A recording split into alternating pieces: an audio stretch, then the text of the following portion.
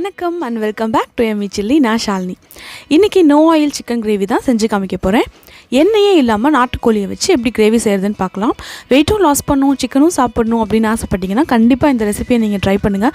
ரொம்ப ஈஸியாக செஞ்சிடலாம். டைம் சேவிங் ரெசிபின்னு தான் சொல்லணும். ஸோ இந்த நாட்டுக்கோழி கிரேவி செய்கிறதுக்கு தேவையான இன்க்ரீடியன்ஸ் எல்லாம் என்னென்னு பார்த்துருங்க.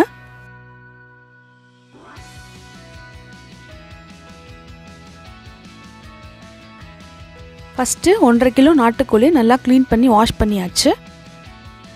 ஆயில் எதுவுமே ஆட் பண்ணல பாருங்கள். இந்த ப்ரெஷர் குக்கரில் வாஷ் பண்ண சிக்கன்லாம் போட்டுடலாம். 2 டேபிள் ஸ்பூன் உப்பு போட்டுக்கலாம்.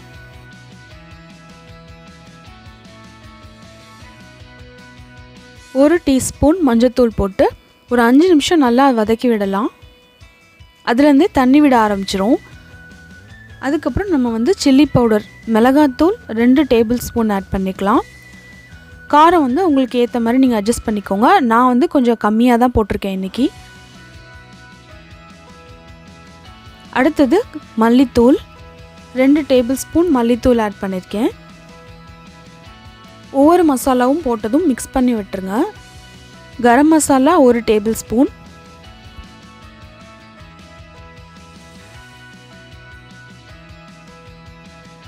மிளகுத்தூள் 2 டீஸ்பூன், இதையும் போட்டு மிக்ஸ் பண்ணிடுங்க. ஒரு 10 நிமிஷம் இந்த பச்சை ஸ்மெல்லாம் போகிற வரைக்கும் வேக விட்டுருங்க. அந்த கேப்பில் சின்ன வெங்காயம் 1 கப் 200 கிராம் வரும். நாட்டுக்கோழி ஹீட்டுன்றதுனால நான் நிறையா சின்ன வெங்காயம் ஆட் பண்ணியிருக்கேன். இதை லைட்டாக நம்ம மிக்சியில் அரைச்சிக்கலாம். நைஸ் பேஸ்ட்டாக அரைக்க வேண்டாம், ஒன்றும் பாதியமாக அரைச்சிக்கலாம். க்ரஷ் பண்ணி கூட ஆட் பண்ணிக்கலாம்.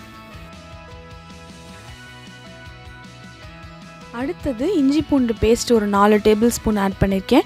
இதுக்கு மேலே ஆட் பண்ணிடாதீங்க, நான் நிறையா தான் ஆட் பண்ணியிருக்கேன். இது என்னென்னா அரிசியை நல்லா வாஷ் பண்ணிவிட்டு ஊற வச்சுருக்கேன் ஒரு 1/2 hour. இந்த தண்ணியை தான் நான் ஃபுல்லாக சிக்கனுக்கு யூஸ் பண்ண போகிறேன்.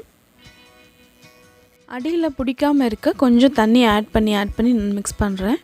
இஞ்சி பூண்டோட பச்சை ஸ்மெல் போனதுக்கப்புறம் ஒரு 5 தக்காளியை கட் பண்ணி வச்சுருக்கேன். அதை நம்ம ஆட் பண்ணிடுவோம். நல்லா வதங்கட்டும். அந்த கேப்பில் இதெல்லாம் அரைச்சிக்கலாம்.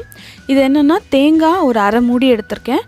ரைஸ்க்குனா நீங்கள் இன்னும் கொஞ்சம் தேங்காவை கம்மி பண்ணிடுங்க. இது இட்லி, அதாவது டிஃபனுக்கு இது ரொம்ப நல்லாயிருக்கும். சோம்பு 1.5 டீஸ்பூன், கசகசா 1 டீஸ்பூன் போட்டு நல்லா அரைச்சிடலாம்.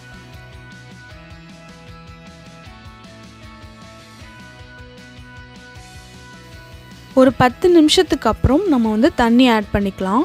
குழம்பு கன்சிஸ்டன்சியில் இந்த தண்ணியை ஊற்றிக்கோங்க. ஏன்னா அது வெந்ததுக்கப்புறம் கொஞ்சம் ட்ரை ஆயிரும் தண்ணி. ஸோ கிரேவியாக நமக்கு கிடச்சிடும். மட்டன் சிக்கனுக்கெலாம் அரிசியை வாஷ் பண்ண தண்ணி ஆட் பண்ணோன்னா இன்னும் கொஞ்சம் அதோட டேஸ்ட் அதிகமாக இருக்கும். குக்கரை மூடி ஒரு 5 விசில் விட்டுருங்க. 5 விசில் வந்ததுக்கப்புறம் குக்கர் ஆஃப் பண்ணிவிட்டு ஓப்பன் பண்ணுறேன். சிக்கன் செம்ம சூப்பராக வந்திருக்கு. அதுலேருந்து இந்த ஆயில் நல்லா பிரிஞ்சு வந்திருக்கு பாருங்கள். ஆயிலே ஆட் பண்ணாமல் சிக்கன் ரொம்ப செம்மையாக இருக்குது பார்க்குறதுக்கு. அதில் நான் பெப்பர் பவுடர் 2 டீஸ்பூன் ஆட் பண்ணிக்கிறேன். நல்லா மிக்ஸ் பண்ணிடுங்க. கொத்தமல்லி லைட்டாக தூவிக்கலாம். நிறையா கொத்தமல்லி போட்டுறாதீங்க, அப்புறம் டாமினேட் பண்ணிடும். ஸோ சிக்கன் எப்படி வெந்திருக்குன்னு பாருங்கள். 5 விசில் விட்டனால நல்லாவே வெந்திருக்கு. நம்ம ப்ராய்லர் சிக்கனாக இருந்துச்சுன்னா 3 விசில் போதும். இது நாட்டுக்கோழின்றனால தான் நான் 5 விசில் விட்டேன். விசில் போடுறதுக்கு முன்னாடி ஒரு 40 மினிட்ஸ் கிட்ட நம்ம வதக்கிட்டே இருந்தோம்ல, அதனால் இன்னும் நல்லாவே வெந்திருக்கு. ஸோ இந்த சிக்கன் நல்லா ஜூஸியாக சூப்பராக இருந்தது. ஆயிலே இல்லாமல் நாட்டுக்கோழி கிரேவி சூப்பராக ரெடி ஆகிடுச்சு. இந்த ப்ரோட்டீன் ரிச் டெலிஷியஸ் சிக்கன் கிரேவியை செஞ்சு பாருங்கள். எப்படி வந்தது எனக்கு சொல்லுங்கள். இந்த வீடியோ பிடிச்சிருந்தால் லைக் பண்ணுங்கள், கமெண்ட் பண்ணுங்கள், ஃப்ரெண்ட்ஸ் எல்லாத்துக்கும் ஷேர் பண்ணுங்கள். எம்மி சில்லி சேனலை சப்ஸ்கிரைப் பண்ணுங்கள். பக்கத்தில் இருக்க பெல் ஐக்கானையும் ப்ரெஸ் பண்ணிடுங்க. தேங்க்யூ.